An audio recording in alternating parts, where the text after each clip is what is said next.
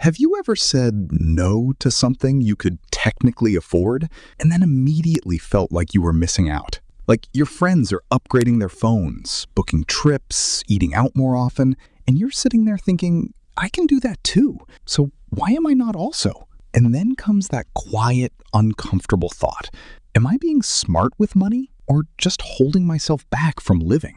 Because somewhere along the way, living below your means started to feel like settling, like choosing less, like choosing a smaller life.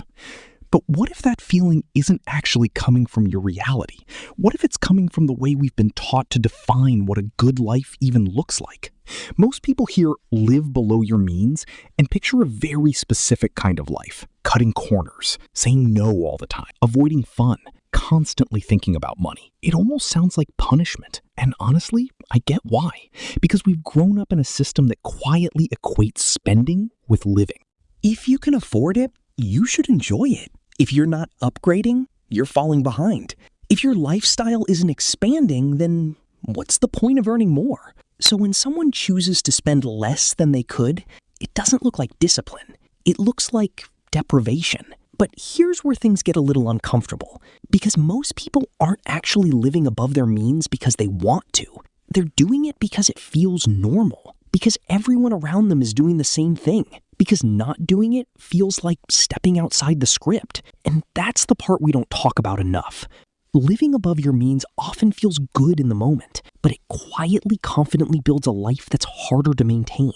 And living below your means, even slightly, feels uncomfortable at first, but it builds something most people are actually craving underneath all the spending: space. Let me explain what I mean. Imagine two people earning the same income, same job, same city, same opportunities, but one of them spends almost everything they make. Nice apartment, regular dining out, new gadgets, nothing extreme, just a lifestyle that keeps up with their income.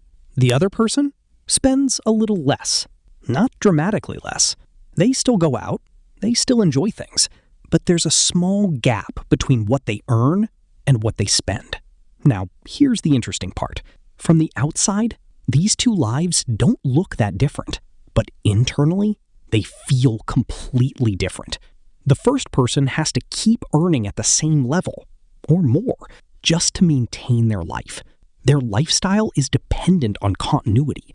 If something changes, their job, their health, the economy, everything feels. It shows up in how you handle stress. It shows up in how much control you feel over your own time. But psychologically, this is where it gets even deeper, because humans are incredibly good at adapting. What feels like a luxury today becomes normal surprisingly fast. That new phone, that upgraded lifestyle, that slightly more expensive habit. After a few weeks, it stops feeling special. It just becomes your baseline. And once something becomes your baseline, anything below it starts to feel like loss, even if it used to feel like enough. This is called lifestyle inflation, but it's not just a financial pattern. It's a psychological one, because your brain isn't measuring happiness in absolute terms. It's measuring change. So if your lifestyle keeps expanding, your expectations expand with it. And suddenly, maintaining your life requires more effort, more income, more pressure. Not because you chose stress, but because your baseline quietly moved. Now, here's the part most people miss. Living below your means doesn't mean rejecting comfort or enjoyment. It means being intentional about where your baseline sits, because your baseline determines your stress level more than your income does. Let that sink in for a second. Two people can earn the same amount, and one feels financially trapped, while the other feels calm and in control, not because of how much they make, but because of how much they've normalized needing. At some point, this realization changes how you see money entirely. You stop asking, what can I afford?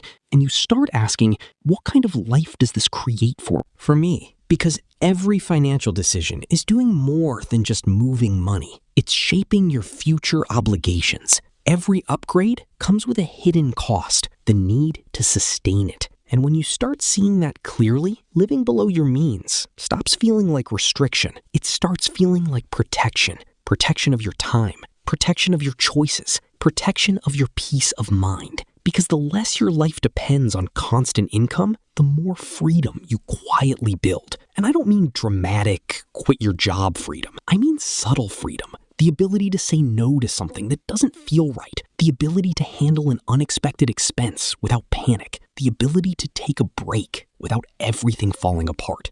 That kind of freedom doesn't come from spending more. It comes from needing less. And that shift changes everything. So what does this actually look like in real life? Because this isn't about extreme frugality. It's not about cutting out everything enjoyable. It's about awareness. It starts with noticing your defaults, the things you spend on automatically, without questioning, subscriptions you don't think about, upgrades that feel normal, habits that quietly increased over time. You don't have to eliminate them. Just notice them. Because awareness creates choice. And then there's this small but powerful shift. Instead of upgrading your lifestyle every time your income increases, try holding your lifestyle steady, even briefly.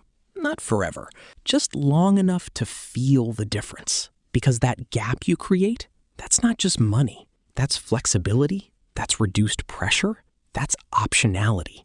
And maybe the most important part, give yourself permission to spend. Intentionally. Living below your means doesn't mean avoiding joy. It means choosing it more carefully. Spending on things that actually improve your life, not just things that keep up appearances. Because there's a big difference between spending that feels good for a moment and spending that continues to feel good over time. And you only really notice that difference when you slow down enough to pay attention. If you've ever felt like being good with money means missing out, you're not wrong to feel that tension. Because the world around you is constantly reinforcing the opposite idea. Spend more, upgrade more, experience more. And on the surface, that looks like living. But underneath, a lot of that is pressure. Pressure to keep up. Pressure to maintain. Pressure to not fall behind. Living below your means isn't about stepping away from life. It's about stepping away from that pressure. It's about building a version of life that feels sustainable, not just impressive. And the truth is, a meaningful life doesn't come from how much you can afford. It comes from how much of your life actually feels like yours. So if you're choosing to spend a little less than you could, that doesn't mean you're holding yourself back. It might just mean you're giving yourself something most people don't realize they're missing: room to breathe. And that's not a smaller life. That's a quieter, steadier, more intentional one. And over time, that kind of life doesn't feel like sacrifice. It feels like freedom. Not all at once, but slowly, in the small, everyday moments where you realize you're not just earning money anymore. You're actually in control of how your life feels. And that's a different kind of wealth. One that doesn't need to be shown, just experienced and built one decision at a time.